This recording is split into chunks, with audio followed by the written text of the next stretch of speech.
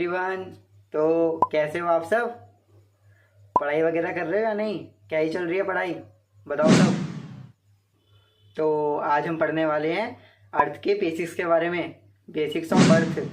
Last video में मैंने आपको बता दिया था कि नोट्स कैसे बनाने हैं, फिजिकल ज्योग्राफी क्या होती है, इसमें हम क्या क्या पढ़ते हैं, तो वो सब मैंने आपको बता दिया था। और जिसको अगर नहीं पता तो डिस्क्रिप्शन में लिंक दिया है मैंने, आप वहाँ से उस वीडियो को देख सकते हो। तो हमारा आज का टॉपिक है बेसिक्स ऑफ अर्थ। ये हमारा पहला टॉपिक है फिजिकल ज्योग्राफी का। अब इसके अंदर हम क्या क्या पढ़ेंगे? तो इसके अंदर सबसे ज़रूरी चीज़ हम पढ़ेंगे पहले अर्थ के शेप के बारे में, कि अर्थ का शेप कैसा होता है। हम कॉन्टिनेंट के बारे में, आइलैंड हो गया, इजलैंड, ये वही आइलैंड है बेटा जिसे बचपन में इजलैंड पढ़ते थे। फिर नेक्स्ट पढ़ेंगे हम ओशन के बारे में, और फिर पढ़ेंगे हम बे, गल्फ, सी, क्या होता है ये। भाई है तो तीनों पानी वाली चीज़ें, पर क्या होता है तो अलग ही दुख रहता है इस चीज़ों में। और सबसे बड़ा दुख होता है बे और गल्फ में, कि क्या है ये। और जीवन नया तब हो जाएगा जब पता चलता है कि बे और गल्फ हिंदी में दोनों को खाड़ी बोलते हैं, तो ये क्या होती हैं। तो पहले ये चीज़ें पढ़नी ज़रूरी हैं। अब भाई ओशियन है, सी है, रिवर है, इसका तो पता रहता है कि हाँ भाई ओशन बड़े होते हैं, सी छोटा होता है। लेकिन बे और गल्फ क्या होता है, तो हम वो भी पढ़ेंगे। तो आने वाले टाइम में आपको इनमें से हर टॉपिक पे आपको वीडियो मिल जाएगी कि ओशन क्या है, कॉन्टिनेंट क्या है, बे क्या है, गल्फ क्या है। तो टेंशन बिल्कुल नहीं लेनी। आज हम अपना शेप ऑफ अर्थ कंप्लीट पढ़ेंगे आज हम। क्योंकि जब आपके सामने इंडिया का मैप आएगा ना, तो इंडिया के मैप में भाई आपने क्या देखा, एक तो इंडिया दिख गया, अब आपको वहाँ पे अरेबियन सी भी देखना पड़ गया, बे ऑफ बंगाल भी देखना पड़ गया, और किसी दिन ल्यूसेंट की जहरीले तथ्यों की किताब में से आपने पढ़ लिया कि दुनिया का सबसे बड़ा गल्फ ऑफ मैक्सिको होता है। लो भाई बैठ गए। अब क्या होता है, कैसे पढ़ेंगे, ठीक है। तो स्टार्टिंग में ये सब चीज़ें क्या होती हैं, तो हम वो कवर करते हैं। अर्थ के बेसिक्स यही सब है कि इसके अंदर क्या क्या होता है। तो कुछ बच्चे जो मतलब सोचेंगे, जिनको लगता है कि वो बहुत ज़्यादा एडवांस हैं, असल में वो है नहीं, जिनको लगता है कि हम एडवांस हैं, तो क्या पता उनको मेरे स्टार्टिंग के लेक्चर थोड़े बोरिंग लगे कि ये सर क्या पढ़ा रहे हैं, क्या नहीं पढ़ा रहे, है ना। तो एक दो लेक्चर उनको बोरिंग लग सकते हैं, क्योंकि अभी किसी भी एडवांस चीज़ को पढ़ने से पहले ना हमें अपना बेसिक्स क्लियर करना पड़ेगा। याद है मैंने क्या बोला था कि हम ज़ीरो से स्टार्ट करेंगे, ज़ीरो से, और ज़ीरो से हीरो बन जाएंगे। तो हीरो ऐसे नहीं बना जाता, पूरा अच्छे से ज्ञान लेना पड़ेगा, पूरा अपने अंदर ज्ञान बैठाना पड़ेगा। अब कुछ बच्चे सोच रहे होंगे कि ज्योग्राफी स्टार्ट हुई है तो सर पहले हमें यूनिवर्स के बारे में पढ़ाएंगे, वीनस के बारे में पढ़ाएंगे, मार्स के बारे में पढ़ाएंगे। मेरा मानना यह है कि जो दिख रहा है ना, अभी अर्थ दिख रही है ना, रहते हो ना इस पे, तो पहले इसके बारे में तो पढ़ लो, यूनिवर्स में पहुंच जाएंगे। नहीं सर, पहले हमें बता दो कि मार्स कितने किलोमीटर घंटे की स्पीड से घूमता है, उसकी स्पीड बता दो पहले। पता चला वीनस मार्स पढ़ते पढ़ते अर्थ तक पहुंचे, अर्थ तक पहुंचने से पहले ही पहले वीनस मार्स हो गए। फिर कहते हैं लो भैया बड़ा भारी सब्जेक्ट है ज्योग्राफी, तो हम नहीं पढ़ रहे, मज़ा नहीं आता ज्योग्राफी में, बड़ा बोरिंग सब्जेक्ट है। तो जब शुरुआत ही ऐसी चीज़ों से करोगे तो इंटरेस्ट कहाँ से आएगा, इंटरेस्ट कहाँ से आएगा।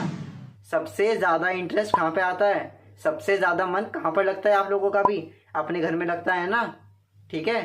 तो अपना घर अर्थ, तो पहले अर्थ के बारे में तो पढ़ लो, तो बाकी बाद में पड़ोसी के घर के बारे में पढ़ लेना कि हाँ भाई पड़ोसी घरों में क्या बन रहा है ना।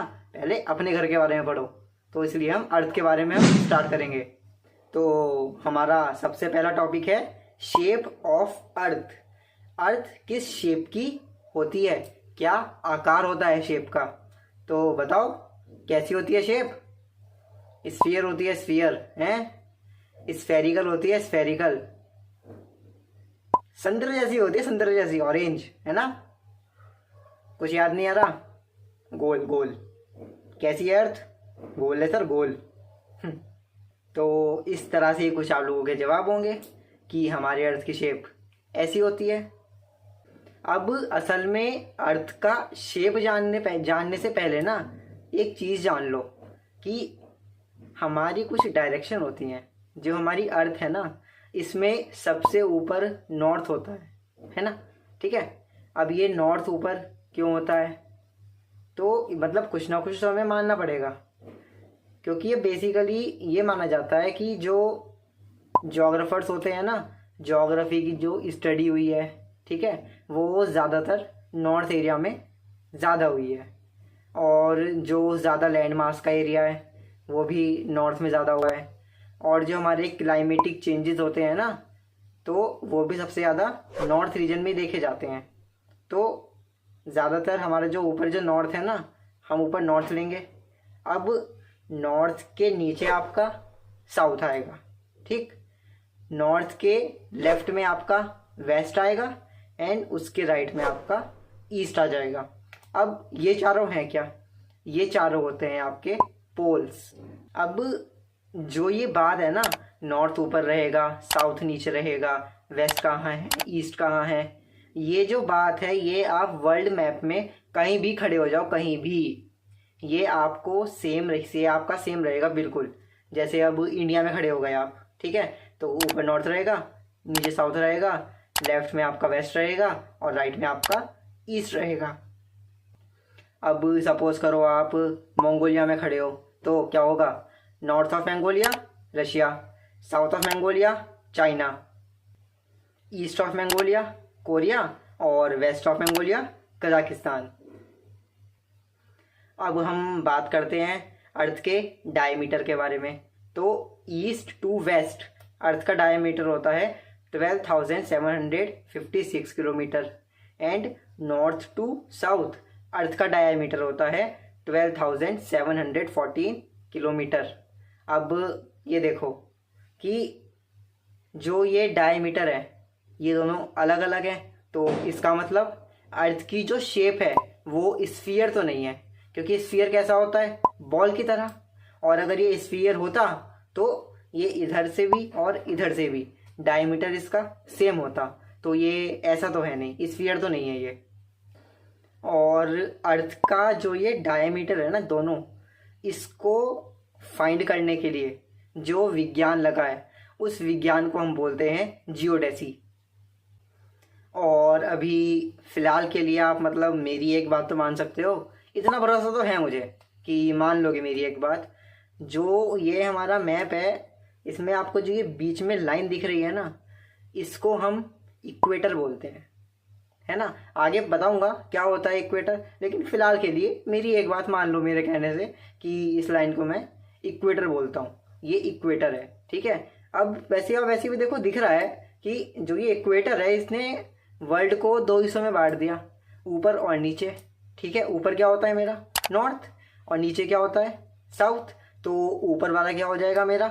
नॉर्दर्न हेमिस्फीयर, और नीचे वाला हो जाएगा मेरा साउदर्न हेमिस्फीयर, है ना। तो अब जो ये मैंने आपको ये डायमीटर की डायमेंशन बताई है ना।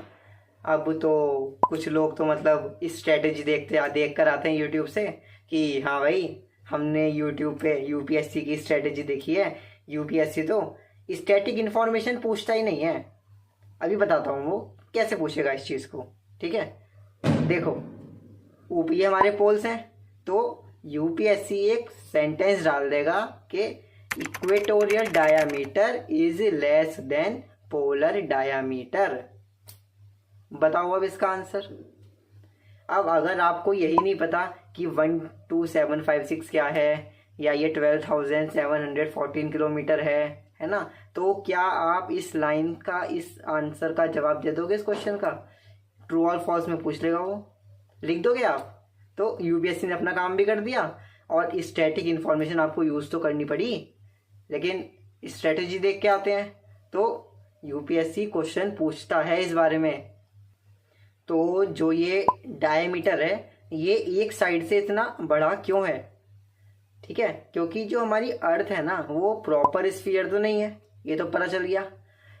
हमारी अर्थ में एक बल्ज है, बल्ज है तो स्फीयर, लेकिन एक बल्ज है, तो बल्ज की वजह से वो जो डायमीटर है वो इंक्रीज हो गया, तो इसकी जो शेप है वो ऑब्लेट स्फीरॉइड बोल दी पहले तो, कि ये ऑब्लेट स्फीरॉइड है। लेकिन जो मॉडर्न जोग्राफर्स हैं उन्होंने कहा कि या तो भाई ऑब्लेट ही कर लो या स्फीयर बोलो, एक चीज़ बोलो ना, पर कैसे बोल सकते हैं, ऐसा तो पॉसिबल नहीं है, दोनों आएंगे। तो क्या हुआ, जैसे अब हमारी शेप होती है ना, एक सर्कल हमारी शेप है, रेक्टेंगल एक शेप एग्जिस्ट करता है, स्क्वायर एक शेप एग्जिस्ट करता है, तो मॉडर्न जोग्राफर्स ने एक नई शेप दे दी। क्या बोला उसको, जियोइड। अर्थ की शेप क्या है, जियोइड, क्योंकि अब मान लो इन फ्यूचर भविष्य में इसके जैसा ही दिखने वाला कोई और चीज़ हमें मिल गई तो उसको हम जियोइड बोल देंगे। ये भी एक तरह का एक यूनिक शेप है जियोइड, मतलब अर्थ का खुद का एक यूनिक शेप है जिसको हमने जियोइड बोला। अब पता है कुछ बच्चे ऐसे होंगे अपने बराबर में ना एक किताब खोल के बैठे होंगे, ठीक है, उन्होंने कहीं से थोड़ा बहुत पढ़ लिया होगा, किताब खोल के बैठे होंगे और अब वो मैच कर रहे होंगे कि जब तक सर ये वाली चीज़ नहीं पढ़ाएंगे इसका मतलब सर ने अभी तक कुछ पढ़ाया नहीं है। वो मस्त मैचिंग कर रहे होंगे। बेटा ये मैचिंग वगैरह छोड़ दो, क्योंकि मैचिंग करेक्टर नहीं बनना हमें, ठीक है, वरना फिर कहीं और ही पहुंच जाओगे, ये यहाँ पर नहीं रहोगे। मतलब पढ़ने आए हो तो आराम से चीज़ों को ध्यान दो, उसको सही से पढ़ो, ये मैचिंग वैचिंग करना छोड़ दो, किताब विताब से मैच मत करो, कुछ चीज़ें सब कवर करा दूंगा, सब कवर हो जाएगा। तो अभी तक मैंने आपको 3 चीज़ें बताई हैं। क्या बताया, डायमीटर, ऑब्लेट स्फीरॉइड और जियोइड, ये तीनों बताई हैं मैंने आपको अर्थ की शेप के बारे में। और कॉन्टिनेंट और आइलैंड क्या होते हैं वो हम नेक्स्ट वीडियो में कंप्लीट करेंगे। तो तब तक के लिए अपना ध्यान रखो, पढ़ाई वढ़ाई करो अच्छे से, एंजॉय करो, बाय।